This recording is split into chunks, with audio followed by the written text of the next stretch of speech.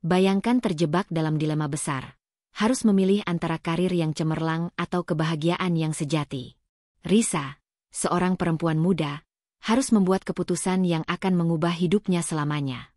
Apakah ia akan menyerah dan menerima pernikahan yang dipaksakan, atau berani menentang takdir demi kebebasannya? Inilah kisah yang penuh dengan ketegangan, penyesalan, dan akhirnya, pembebasan. Assalamualaikum warahmatullahi wabarakatuh. Teman-teman, selamat datang di channel ini, tempat di mana kita berbagi kisah-kisah penuh makna dan inspirasi. Semoga hari-hari kalian selalu penuh berkah dan kebahagiaan. Sebelum kita lanjut ke cerita, mari bersama-sama kita lantunkan sholawat untuk Nabi Muhammad Shallallahu Alaihi Wasallam. Allahumma shalli ala Muhammad, wa ala alihi wa sahbihi ajmangin. Semoga sholawat ini membawa berkah dan keberkahan dalam setiap langkah kita. Jangan lupa untuk tekan tombol subscribe, agar kalian tidak ketinggalan kisah-kisah menarik dan inspiratif lainnya yang akan membuat hari-hari kalian lebih bermakna. Terima kasih telah bergabung dengan kami. Kami sangat ingin mendengar pendapat dan pengalaman kalian. Apa yang kalian pikirkan tentang keputusan yang harus diambil oleh Risa? Apakah kalian pernah menghadapi dilema serupa? Tulis komentar kalian di bawah, dan jangan lupa untuk menulis sholawat bersama kami. Semoga setiap sholawat yang kita ucapkan membawa kedamaian dan rahmat untuk kita semua. Aku, Risa, seorang perempuan muda berusia 28 tahun yang baru saja memulai karir di perusahaan besar di Jakarta. Aku selalu merasa bahwa dengan kerja keras, semuanya bisa tercapai. Dulu, aku begitu bangga dengan apa yang telah aku raih. Sebuah posisi yang menjanjikan di perusahaan yang memiliki reputasi luar biasa. Dunia ini terasa seperti milikku. Sebuah tempat di mana aku bisa tumbuh dan mewujudkan mimpi. Namun, perubahan besar datang ketika aku mulai bekerja di bawah Arman, bosku yang berusia 40-an. Arman adalah pria yang sukses, tampan, dan penuh karisma. Sebagai pemimpin, ia sangat tegas, namun selalu terlihat memiliki kendali penuh terhadap setiap keputusan yang diambil. Tak jarang, aku mendengar rumor tentang dirinya yang suka menggunakan kekuasaannya untuk mencapai apa yang diinginkan. Aku tidak pernah memperhatikannya lebih dari sekadar seorang atasan. Aku fokus pada pekerjaanku, berpikir bahwa jika aku menunjukkan kemampuan terbaik, semuanya akan berjalan lancar. Tetapi semakin lama, aku merasa ada yang aneh dalam cara Arman memperlakukanku. Ia mulai memberikan perhatian lebih, memberi aku proyek-proyek besar, dan bahkan sering mengajakku makan siang. Awalnya, aku berpikir ini adalah bagian dari pekerjaan, karena sebagai seorang atasan, ia memang perlu mengenal timnya lebih dekat. Namun, lambat laun, aku merasa ada ketegangan yang tak bisa diabaikan. Suatu hari, Arman mengundangku ke kantornya. Dengan tatapan serius, ia mengatakan sesuatu yang tidak pernah kuduga.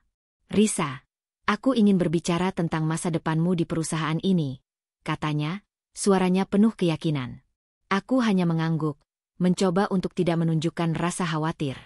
Namun, perkataannya berikutnya membuat hatiku berdegup kencang. Aku ingin kamu menjadi lebih dari sekadar karyawan. Untuk itu, ada syarat tertentu yang harus kamu penuhi. Aku terdiam, tidak tahu apa yang sedang terjadi. Namun, ketika ia menyebutkan bahwa aku harus menikah dengannya agar bisa mendapat posisi yang lebih tinggi, aku merasa dunia ini terbalik. Bukan hanya itu, aku merasa terperangkap. Kariermu di perusahaan ini akan cerah, jika kamu menerima tawaran ini, tambahnya dengan senyum licik yang tak bisa aku tafsirkan. Aku merasa terhimpit, seolah tak ada jalan keluar. Rasa takut mulai menggerogoti pikiranku, dan aku tahu, hidupku tidak akan pernah sama lagi setelah ini. Setelah percakapan itu, hidupku berubah dalam sekejap. Di satu sisi, aku merasa seperti berada di ambang mimpi yang menjadi kenyataan. Kesempatan untuk naik jabatan di perusahaan besar yang selama ini kuimpikan. Namun, di sisi lain, ada perasaan terperangkap yang menggerogoti hatiku. Pernikahan dengan Arman bukanlah pilihan yang kuinginkan. Itu adalah perintah, sebuah ancaman tersembunyi dalam bentuk tawaran manis. Hari-hariku terasa semakin berat. Setiap kali aku berhadapan dengan Arman, ada perasaan tak nyaman yang tidak bisa kuhilangkan. Tatapannya yang penuh dengan kepastian membuatku merasa semakin kecil, semakin tak berdaya. Sering kali aku mencoba untuk mengabaikan perasaan ini, memfokuskan diri pada pekerjaan. Namun bayang-bayang pernikahan itu terus mengganggu pikiranku. Aku tak bisa mengabaikan kenyataan bahwa Arman adalah bos yang sangat berkuasa, dan menolaknya berarti mengancam karierku. Aku menyadari, jika aku menolak, ada risiko besar yang harus kuhadapi. Mungkin aku akan kehilangan pekerjaan ini, dan itu akan menghancurkan semua yang telah aku bangun selama ini. Di sisi lain, aku mulai merenung. Apakah aku rela mengorbankan kebahagiaanku demi karir yang lebih tinggi? Menikahi seorang pria yang tidak pernah aku cintai, hanya demi mendapatkan posisi yang lebih baik? Aku merasa seperti seorang pion dalam permainan yang lebih besar, di mana pilihan pribadiku seakan tidak dihargai. Setiap kali aku mencoba berbicara dengan Dita, sahabatku yang selalu memberikan dukungan, aku merasa semakin bimbang. "Risa, kamu tidak bisa terus hidup dengan rasa takut seperti ini," kata Dita suatu malam saat kami berbicara di kedai kopi favorit kami. "Jika kamu merasa terjebak, itu bukanlah hidup yang kamu inginkan." Namun, meskipun aku tahu Dita benar, kenyataan tentang apa yang akan hilang jika aku menolak pernikahan itu menghantui setiap langkahku. Aku pun mulai mencari cara-cara untuk menghindar dari Arman, tetapi setiap langkahku seperti dipantau. Arman tahu betul bagaimana cara menekan dan memanipulasi. Jika aku menolaknya, ia bisa saja menghancurkan semua yang telah aku perjuangkan. Aku tidak tahu lagi bagaimana cara keluar dari situasi ini. Terperangkap dalam ketakutan dan ambisi yang bertabrakan, aku merasa seperti hidupku berada di ujung jurang. Kehidupanku yang dulu terasa sederhana dan penuh harapan kini menjadi penuh dengan keraguan. Apakah aku bisa keluar dari cengkeraman ini? Atau apakah aku akan terperangkap selamanya dalam permainan yang lebih besar dari diriku? Semakin hari, ketegangan di hatiku semakin berat. Setiap kali aku berhadapan dengan Arman, aku merasa semakin terperangkap. Seolah-olah dunia ini hanya ada satu pilihan, ikut kehendaknya atau mengorbankan segala yang telah aku capai. Awalnya, aku mencoba untuk bertahan, meyakinkan diri bahwa ini hanya sementara, bahwa aku bisa menanggungnya untuk jangka waktu yang singkat. Namun semakin lama, rasa takutku semakin mendalam. Arman tidak hanya bos, ia mulai menjadi penguasa dalam hidupku. Ia tahu betul cara mengendalikan setiap langkahku, baik di kantor maupun di luar pekerjaan. Setiap pesan singkat, setiap panggilan telepon, terasa seperti beban yang semakin berat. Aku tidak bisa mengabaikan fakta bahwa aku terjebak dalam cengkeramannya, terperangkap dalam janji-janji kosong yang hanya menguntungkan dirinya sendiri. Namun, yang lebih menyakitkan adalah perasaan penyesalan yang mulai merayap. Aku merasa seperti kehilangan kendali atas hidupku. Aku yang dulu penuh dengan semangat dan cita-cita, kini hanya menjadi bayangan dari diriku yang dulu. Kehidupanku yang penuh dengan harapan, kini terasa seperti sebuah rutinitas yang menekan. Sebuah kebohongan yang harus kujalani.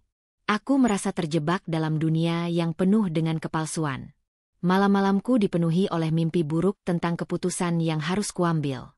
Setiap kali aku memejamkan mata, aku melihat diriku berdiri di altar, di hadapan Arman, mengenakan gaun pengantin yang tidak pernah aku inginkan. Dalam mimpi itu, aku merasa terasing dari diriku sendiri, merasa kehilangan identitas. Meskipun aku tahu bahwa ini hanya mimpi, kenyataan di pagi hari tak jauh berbeda. Aku tetap merasa terjebak dalam pilihan yang sudah dipaksakan kepadaku. Setiap kali aku berbicara dengan Dita, aku merasa semakin bingung. "Risa, kamu bukan robot. Kamu punya hak untuk memilih kebahagiaanmu," katanya suatu hari, saat aku mengungkapkan kebimbanganku. Namun, aku tahu bahwa hidupku tidak sesederhana itu. Arman memiliki segala kekuatan untuk menghancurkan karierku. Dan aku tahu bahwa menolaknya akan membawa dampak yang sangat besar dalam hidupku. Tapi jika aku menerima, apakah aku akan mampu hidup dengan diriku sendiri? Aku merasa semakin kesulitan membedakan antara apa yang benar-benar aku inginkan dan apa yang dipaksakan oleh Arman. Aku tidak tahu lagi apakah aku masih bisa mempercayai perasaanku sendiri. Setiap keputusan yang kuambil seolah mengarah pada kesimpulan yang sama. Kebahagiaan yang kuimpikan semakin menjauh. Minggu-minggu berlalu, dan aku semakin terhimpit dalam dilema yang tak kunjung usai. Setiap langkahku dipenuhi dengan kebimbangan, seperti berjalan di atas tali yang sangat tipis, tanpa tahu apakah aku akan jatuh ke satu sisi atau melangkah lebih jauh menuju kebebasan. Menikah dengan Arman atau menolak? Itu adalah pilihan yang semakin membayangi setiap keputusan yang kuambil. Aku mulai merenung, mencoba menilai situasi dari berbagai sudut. Dalam satu sisi, pernikahan dengan Arman bisa memberiku segalanya yang kuinginkan. Posisi yang lebih tinggi di perusahaan, gaji yang lebih besar, dan stabilitas finansial yang tidak pernah aku bayangkan sebelumnya. Dengan semua itu, aku bisa memberikan kehidupan yang lebih baik untuk orang tuaku, dan mungkin untuk masa depan anak-anakku kelak. Namun, apakah kebahagiaan bisa dihitung dengan uang? Apakah perasaan seseorang bisa dibeli dengan posisi tinggi di kantor? Di sisi lain, ada bagian dari diriku yang meronta. Aku tidak ingin menjalani hidup hanya untuk memenuhi ekspektasi orang lain, atau lebih buruk lagi, menjadi alat dalam permainan kekuasaan Arman. Aku sadar bahwa menerima pernikahan ini berarti aku harus mengubur banyak impian pribadi. Aku akan terjebak dalam hidup yang aku sendiri tidak tahu akan berakhir seperti apa. Seiring dengan berjalannya waktu, rasa sakit itu semakin dalam. Setiap kali aku melihat Arman, ada sesuatu yang berubah dalam diriku. Bukan hanya sekedar rasa benci atau ketidaknyamanan, tetapi sebuah perasaan kosong yang semakin mengisi hatiku. Dita semakin khawatir melihatku yang terperangkap dalam kebingunganku. "Kamu tidak perlu memilih hidup seperti ini, Risa," katanya dalam satu kesempatan. "Kebahagiaan itu bukanlah sesuatu yang bisa diberikan orang lain, itu datang dari dalam dirimu sendiri." Namun, kata-kata Dita tak cukup menghapus rasa takutku. Apa yang terjadi jika aku menolak? Arman pasti akan membalas dendam, menghancurkan karierku, dan aku akan kehilangan segalanya. Aku pun semakin bingung, berpikir tentang segala kemungkinan. Aku berusaha mencari jalan keluar yang tidak merugikan, tetapi sepertinya setiap jalan yang kutempuh selalu berujung pada jalan buntu. Jika aku memilih untuk menikah, aku akan selalu merasa bersalah dan terperangkap. Namun jika aku menolak, aku tahu aku harus siap menghadapi konsekuensinya.